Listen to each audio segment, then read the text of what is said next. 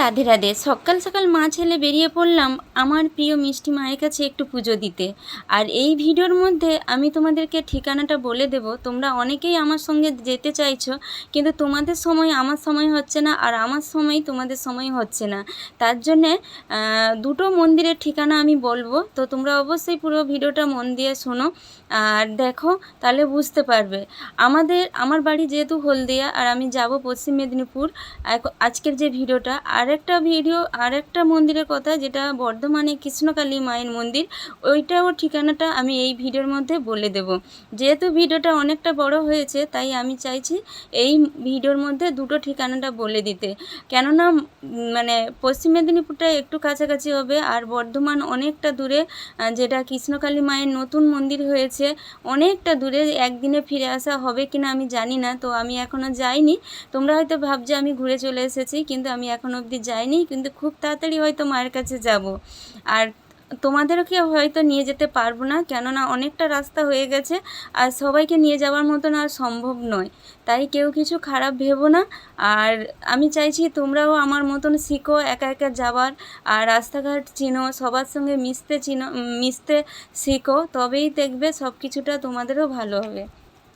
তো প্রথমেই বলি, মাতপুরে যে মনসা মন্দির, সেখানেও অনেকজন আসার জন্য বলেছো।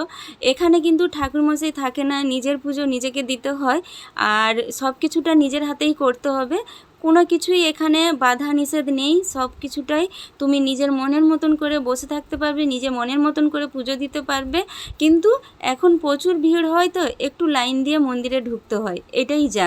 নাহলে কোনো দক্ষিণার চাপ থাকে না, কোনো কিছুই মানে কোনো কিছুই থাকে না এখানে। সত্যি একটা মন্দির, আমার জীবনে আমি যতগুলো মন্দিরে গেছি, এই প্রথম দেখলাম যে কোনো কিছুই দক্ষিণার প্রতি থাকে না। আমি দুটো তিনটে মন্দিরে দেখেছি যে দক্ষিণার চাহিদা থাকে না, যেটা তুমি দিতে পারবে সেটাই।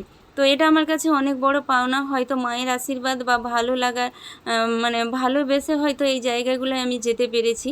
তো প্রথমে বলি, আমাদের হলদে থেকে যারা যাবে, হলদের মানুষগুলাই তো আমাকে বলেছো, তো হলদে থেকে যারা যাবে তারা 6টার ট্রেনে যাবে, পাঁশকুড়ায় নামবে। পাঁশকুড়া থেকে মানে খড়গপুর লোকাল বা মেদিনীপুর লোকাল ধরলে মাতপুর, জঁকপুর দুটো স্টেশন আছে। তো মাতপুরে নামলে, আমি বেশিরভাগ যেহেতু মাতপুরে নামি, তো মাতপুরে নেমে টোটোওয়ালারা একটু বেরিয়ে আসবে।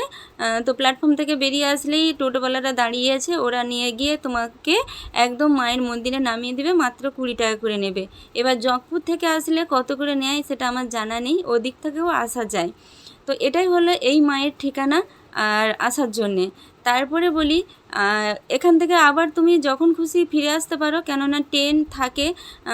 যত তাড়াতাড়ি আসতে পারবে তত তাড়াতাড়ি ট্রেনগুলো পাবে। হাওড়া মানে মেদিনীপুর লোকাল ধরলেই তো তুমি মেদিনীপুর হাওড়া ধরলেই চলে আসবে, সেটা তুমি মেছেদায় নামতে পারবে।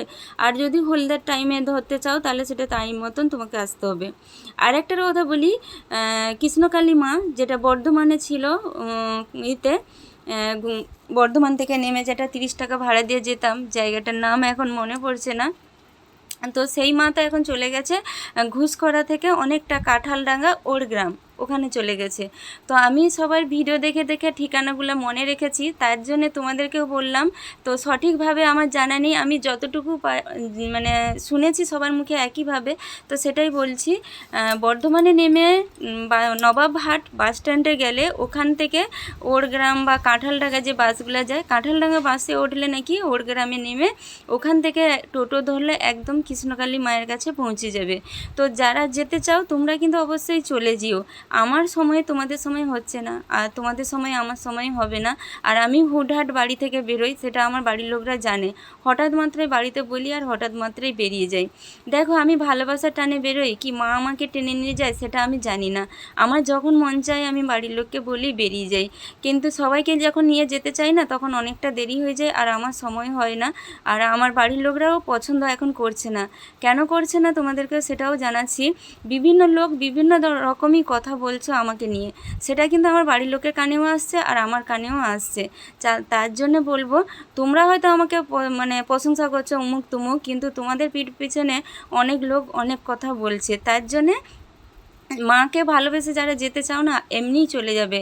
আমার চেয়ে তোমাদের যথেষ্ট জ্ঞান বুদ্ধি শিক্ষা সব কিছুটাই বেশি আছে, তো তোমরা যেতে পারবে। আমি যদি আমার যোগ্যতা অনুযায়ী মায়ের কাছে পৌঁছে যেতে পারি, তো তোমরা কেন যেতে পারবে না? তোমরাও কারোর ভরসায় থেকো না।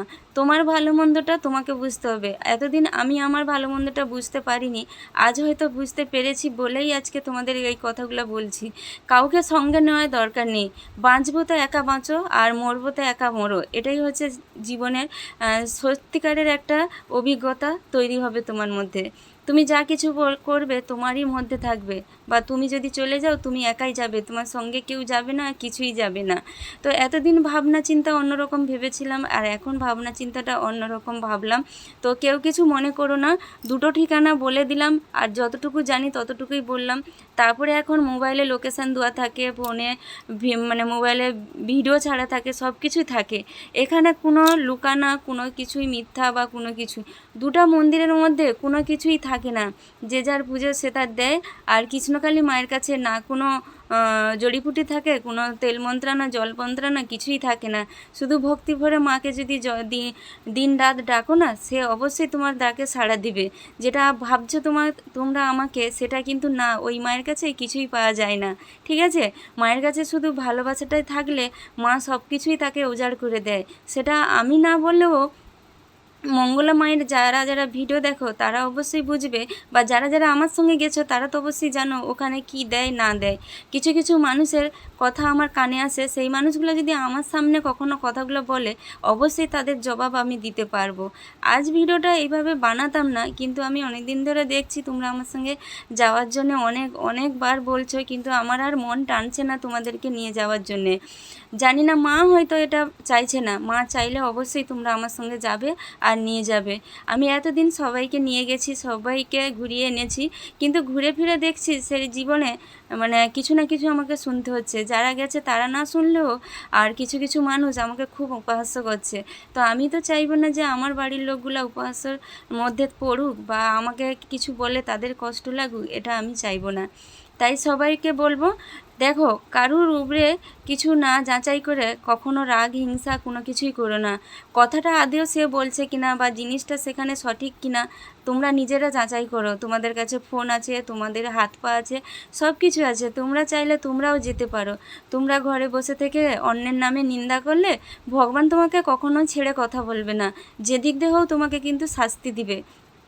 আর এটা যারা যারা ভাবছে যে না ভগবান কিছু করবে না, ও সব ফালতু কথা, ইমারত জেনে শুনে করব, কিছুই হবে না, উমুক তুমুক, এটা কিন্তু ভুল ধারণা। তোমার লেখা কিন্তু এক জায়গায় লেখা হয়ে যাচ্ছে, তুমি জীবনে কি করছো না করছো। আমি হয়তো মূর্খ সূর্খ মানুষ, সেইভাবে হয়তো শিক্ষিত নেই বা পড়াশোনা নেই, কিন্তু আমার মন দিয়ে যেটা আমি ভাবি সেটা আমার কাছে সঠিক মনে হয়। যেটা আমার মন চায় সেটা আমি করি, ভগবান হয়তো আমাকে করায়। কিন্তু কিছু কিছু ক্ষেত্রে নিজেকে হয়তো অনেকটা খানি উজাড় করে দিয়েছিলাম সবার জন্যে, কিন্তু আজকে সেখান থেকে ফিরে আসতে পেরেছি শুধুমাত্র আমার গোপাল সোনার জন্যে আর কৃষ্ণকালী মায়ের জন্যে। সবার কাছে অনেক অনুরোধ, অনেক কিছু করেছি, সে সুখ হয়তো আমি কোথাও হয়তো পাইনি, বা পাওয়ার আশা হয়তো ছিল আমি সেইভাবে পাইনি। আজ যেটা পেয়েছি সব কিছু আমার গুরুদেবের আশীর্বাদে, আমার গোপু সোনার আশীর্বাদে।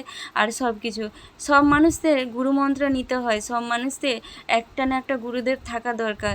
সেই গুরুদেবের কথা যদি কিছু না কিছু মনে রাখো, তাহলে দেখবে জীবনে তুমি এগিয়ে যেতে পারবে। আমাকে যারা অসময়ে সাহায্য করেছে তাদের কথাও মনে রেখেছি, আমার পাশে যারা ছিল তাদের কথাও মনে রেখেছি, যারা আমাকে আঘাত দিয়েছে তাদের কথাও মনে রেখেছি। এটা ভেবো না যে আমি ভুলে গেছি, ভুলে গিয়ে নতুন করে জীবন শুরু করছি, কিন্তু পিছনে রেখে দিয়ে এগিয়ে যাওয়ার চেষ্টা করছি, যে আমাকে নতুন করে দাঁড়াতে হবে, নতুন করে সব কিছু আবার ফিরিয়ে আনতে হবে। যারা আমাকে উপহাস করছো, যারা আমাকে ভাবছো ওকে দেব না, ওকে এটা বলবো সেটা বলবো, কিন্তু ঘুরে ফিরে না দিনের শেষে তোমাকে একদিন না একদিন আমার কাছে আসতে হবে আর আমাকে বলতে হবে। এটা আমার ভগবানের আশীর্বাদ। আর আমি দেখেছি কিছু কিছু মানুষ আমার উপরে যেই অপমানটা করে, ঘুরে ফিরে তারাই কিন্তু সেই অপমানটা ভোগ করতে হয়। যাই হোক, অনেকগুলো কথা বলে ফেললাম। কেউ কিছু মনে করো না যারা আমাকে ভালোবাসো, আর যারা আমাকে ভালোবাসো না তাদের গায়ে তো অবশ্যই লাগবে, কেননা তারাও আমার ভিডিওটা দেখে।